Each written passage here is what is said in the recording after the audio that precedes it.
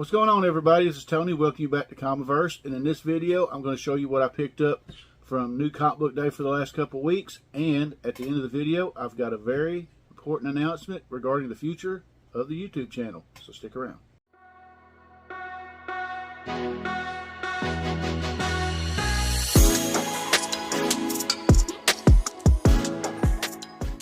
Welcome back, everybody, to the video. This is Tony. Welcome you back to Comiverse.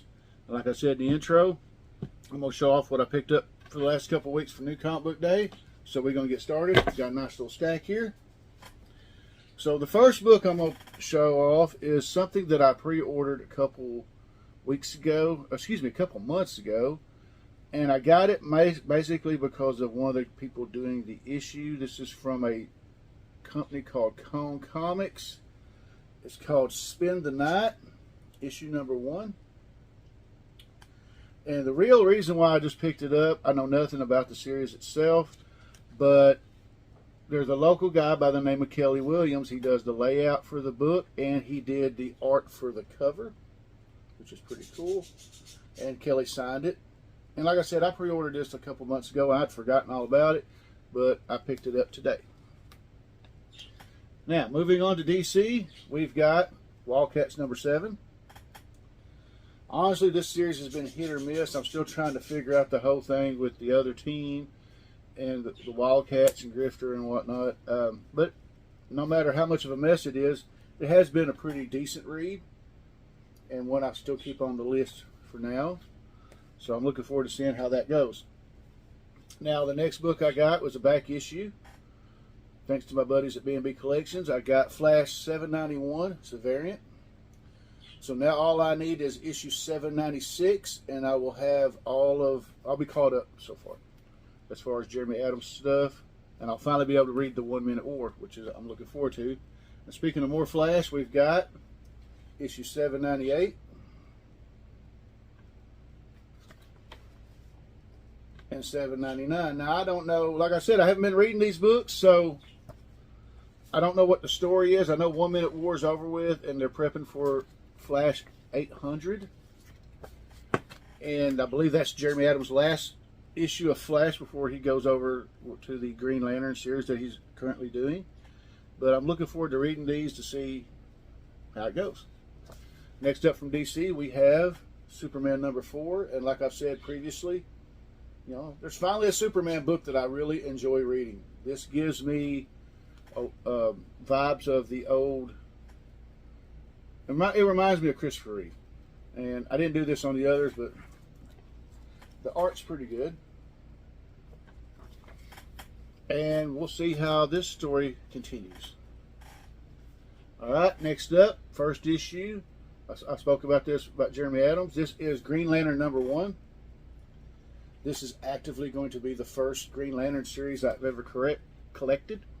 But I have read Green Lantern in the past. Most notably, I think the last time I really read Green Lantern was when he went crazy after Coast City blew up in the 90s and tried to destroy the world, became Parallax, and died, and blah, blah, blah. That was a pretty good story. All right, moving on to Marvel, we have a facsimile of Avengers number 1 from 1963, the first appearance of Earth's Mightiest Heroes, which coincidentally, I think it's kind of ironic that this come out in this week on Tony's Comic Spotlight. It's this book. I've already done the Spotlight, but I'll enjoy rereading again. I actually have this in Marvel Milestone Edition, but to actually have that's pretty cool. Next up, we have the Red Goblin number 4. This has been a pretty cool, fun little read. We've got Normie trying to deal with his symbiote Rascal. Apparently now he's going to have to deal with his grandfather, Norman, the Go-Goblin. Really interested to see how the series goes and picks up after this. And I believe the next issue is the last issue of that series. So moving on, we have, from Chip Zdarsky, we have Daredevil number 11, which we're finally starting to see the culmination of Daredevil's taking over the Fist and the war with the Hand. And these are leading up to the final moments. The series ends with issue 14, And that will also mark the end of the Chip Zdarsky and Cachetto run.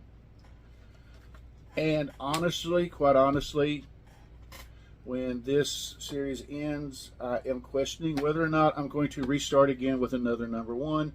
I don't know yet. Next up, we have Amazing Spider-Man number 25, continuing the storyline of what had happened a year prior that led to everybody hating Peter. We see the battle between the emissary and this god, I can't remember his name, that's supposed to be coming up. And this all leads up to that. Amazing Spider-Man number 26, the death of a major character. I'm not going to get into that. If you have been watching YouTube videos or seeing things, you know that it has already been spoiled as to who's going to die. And I was wrong. Thankfully, I was wrong. I'm going to be honest. I've had Amazing Spider-Man on my run every time I collect. But I may be letting it go. I don't know. We'll just have to see how these next few issues go.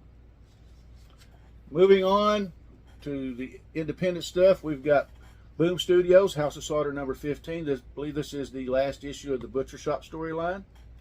And we'll get to see how Jace deals with trying to save his kid that he's somewhat adopted from the influences of, I think it's the Cutter House. I don't even remember the name of the house. It was a house in Louisiana. It's the house that Jace came from, and there's a character there that he knows that him and her are, responding back and forth. You'd think I'd remember this stuff, but I didn't. All right, last 3 books, and the 3 books I'm probably looking most forward to. As always, first, Gunslinger number 20, because Gunslinger is the shit. And if I'm going to collect one Spawn title every month, it'll be this one.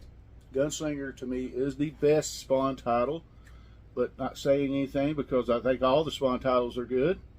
They are the books that I go to every single month because I love Todd's work. Speaking of more Spawn, we've got Spawn 341. Another great entry into the Spawn series. And I get the storylines mixed up. Believe this one is Spawn. Yeah, Spawn and Haunts in Heaven. I forgot why they went. I think they may have went to try to get Wanda or something. I don't even remember why they went. I know Haunts going to try to get a cure for what's wrong with him. And I feel like all this stuff that's been started since Spawn 300 is building to a crescendo in 350. I might be wrong. Who knows? But I'm in it for the long haul. I love reading Spawn. Like I said, it's my top. The Spawn books are my top books, and Something's Killing Children. Now, the last book I picked up was Mark Miller and Jorge Jimenez, Nemesis Reloaded number 5. This is the final issue of this limited series. This has been a very fun, bloody, violent, graphic read that I have just enjoyed the hell out of. And I never really thought I'd catch on to it that quick. But we'll see the finale of the fight between Nemesis and the LAPD. And I'm really interested to see how this story plays out. And I really hope that there's more in the tank for the future. Because, like I said, I picked this up. I picked it up on a recommendation, and it quickly became one of my favorite comic books to read. I mean, it is just really that great. The artwork is amazing. And if you didn't pick up the single issues, you know there's a trade coming. And if you're picking up the trade for Nemesis Reloaded, go ahead and pick up the trade for the first Nemesis series as well, because it is just as awesome as this one. Okay, and now on to the announcements. I don't remember what time on Saturday, May 27th. I want to say it's 8 p.m., maybe 8 p.m. Eastern, over on Scott Vaughn, SVaughn82's channel. He will be doing his 1,000 subscriber giveaway. I'm going to be contributing some books to that. And it's really cool. I hope everybody turns out for that and celebrates Scott's achievement. It was really awesome. The nominations for the CBC Awards is open. You can go to www.cbcawards.org to nominate your favorite YouTube content creators. Just show them how much you appreciate it. Appreciate them. Spread the word. Let's see. Next week, as I said before, my Tony's Comic Spotlight will be featuring Avengers #1 from 1963. And now the big announcement regarding the future of the YouTube channel. Saturday, June 24th, 6 p.m. Central, 7 p.m. Eastern, I will be starting my first ever weekly live series called Into the Comiverse. Now, my plan for the series is going to be basically, hopefully I can get some of my YouTube community brothers and sisters to join in when I do the shows, and we could show off some of the books we've picked up that week, some of the books we're looking forward to in the future. There will be some kind of a topic, and maybe if there's something going on in comic book movies or TV shows, we'll discuss that as well. I'm going to try to do a weekly topic like I said. The first episode, the topic will be the 200 subscriber giveaway for my channel, and I'll be giving away some prizes for that. I hope everybody enjoys that. And if you're not doing anything, I'd really like for you to pop up on the live chat. I'm working on some stuff to give away, so hopefully I'll have a nice little prize package. And you never know what can happen when it's live. It should be interesting.